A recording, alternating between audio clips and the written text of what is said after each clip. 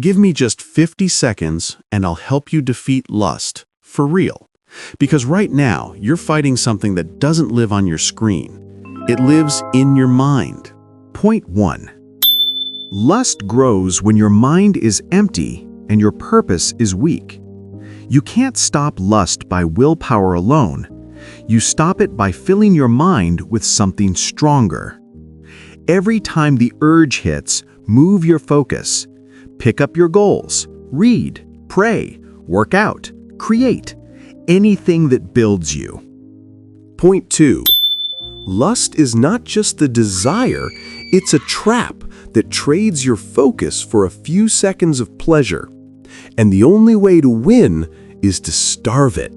Stop feeding it with what you watch, what you follow, and what you entertain. Remember, you don't defeat lust in one day. You defeat it every day you choose discipline over dopamine. If this spoke to you, hit subscribe, like, and share this video so someone else can win too.